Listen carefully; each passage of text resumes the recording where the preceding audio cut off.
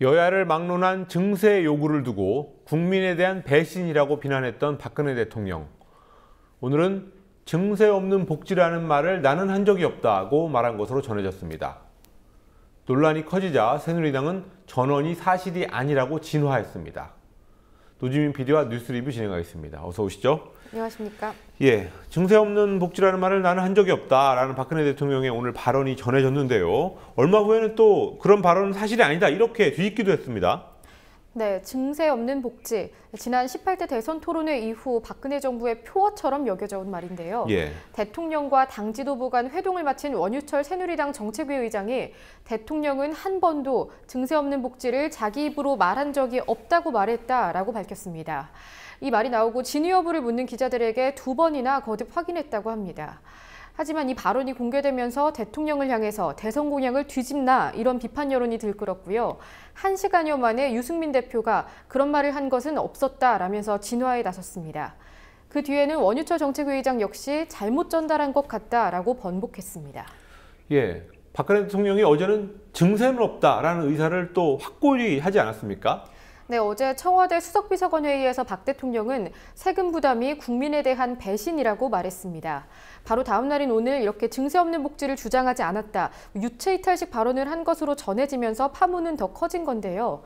청와대는 발언의 진위 여부에 대한 입장을 밝히지 않고 있습니다. 어쨌든 어제 그 증세는 없다는 발언, 여기에 대한 비판도 불붙고 있는 그런 상황 아닙니까? 문재인 대표는 박 대통령을 향해서 이중의 배신이라고 비판했습니다. 오늘 서울시 마포구에서 진행된 셀러리맨들과의 타운홀 미팅 행사에서 한 말인데요. 문 대표가 한 말을 좀 보시겠습니다. 13월에 세금 폭탄은 증세가 아니었던가라고 반문하면서 증세를 해놓고 대통령은 증세를 막아내고 있는 것처럼 말한다. 대기업들이 해줬던 법인세 특혜는 바로잡지 않으면서 이것이야말로 이중의 배신이 아니냐라고 지적한 겁니다. 그런 가운데 작년도 세금 수입 부족을 보여주는 통계가 공개가 됐습니다. 어느 정도가 부족했습니까? 네, 자그마치 11조 원이 부족했습니다. 세입 결손은 지난 2012년부터 3년간 이어지고 있는데요. 이 부분은 잠시 뒤에 구체적으로 설명드리겠고요. 우선 올해 발생한 사상 최악의 세수 펑크, 어느 정도인지 기획재정부의 발표 내용 보시겠습니다. 우선 지난해 예산은 309조 7천억 원이었는데 세입, 실제로 걷어들인 세금은 298조 7천억 원에 그쳤습니다. 즉 지난해 나라 살림은 11조가량 적자였습니다. 앞서 말씀드린 대로 세입 결손 현상은 3년째 이어지고 있고 규모도 배로 불어나는 추세입니다. 지난 2012년 2조 8천억 원 적자를 본 데 이어서 2013년에는 적자 규모가 3배 이상 늘어난 8조 5천억 원에 달했습니다. 지난 1998년 외환위기 당시의 세입 결손이 8조 6천억 원이었는데 거의 비슷한 수준이었습니다. 그리고 지난해에는 세입 결손분이 처음으로 10조 원대까지 뛰어올랐습니다. 불과 3년 만에 예산에 뚫린 구멍이 5배 가까이 커졌습니다. 이렇게 세입 결손이 커지고 있는 이유에 대해서 기획재정부가 설명을 일단 내놨군요. 네, 기획재정부는 경기 악화로 인해서 법인세와 관세를 비롯한 특정 부문의 세입이 예산에 미치지 못했기 때문이라고 설명했습니다. 전년에 비해서 수입이 줄어든 대표적인 세목들을 보시겠습니다. 우선 법인세부터 보시면요. 약 43조 9천억 원에서 1조 원 이상, 비율로는 약 3% 줄어들었습니다. 이자 소득세의 경우 3조 원대에서 2조 원대로 12% 이상 줄어들었고요. 관세는 10조 원대에서 8조 원대, 비율로는 약 20% 가까이 감소했습니다. 법인세 수입은 이렇게 줄었지만 일반 국민들에게 적용되는 세수는 늘었다, 이런 통계도 나왔군요. 네, 앞서 보신 것과 달리 세수가 더 많아진 경우는 어떤 것이 있는지 좀 보겠습니다. 우선 소득세는 47조 8천억 원이었던 것이 5조 원 이상 늘면서 53조 넘게까지 늘어났습니다. 전년 대비 11% 이상 많아졌고요.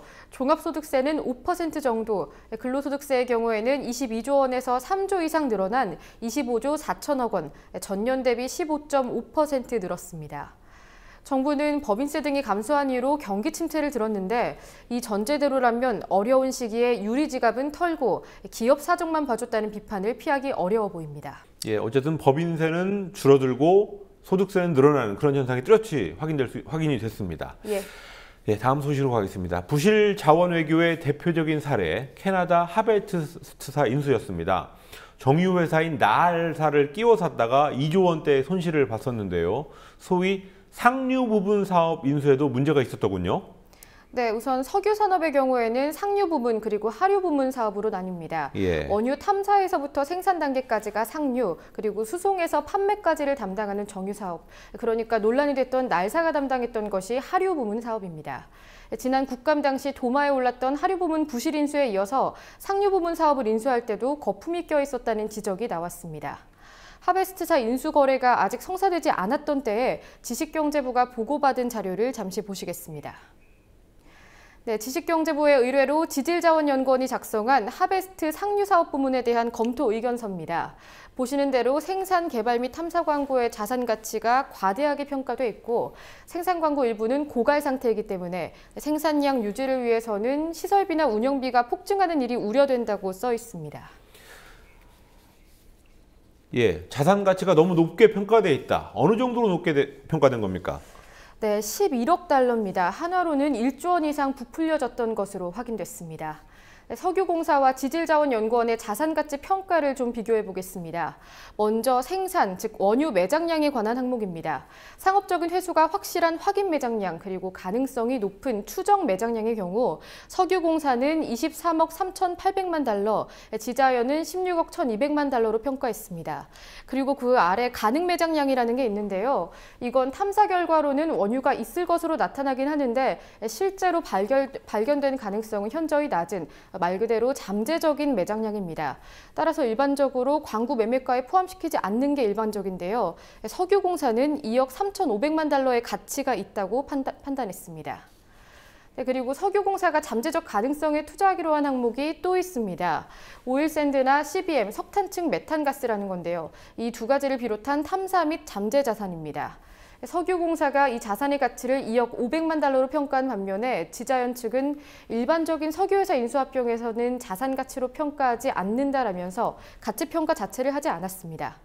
네, 결과적으로 석유공사의 인수가격은 27억 7,800만 달러, 16억 1,200만 달러라는 지자연의 평가보다 11억 달러 이상, 한화로는 1조 원 이상이 과대평가된 셈입니다.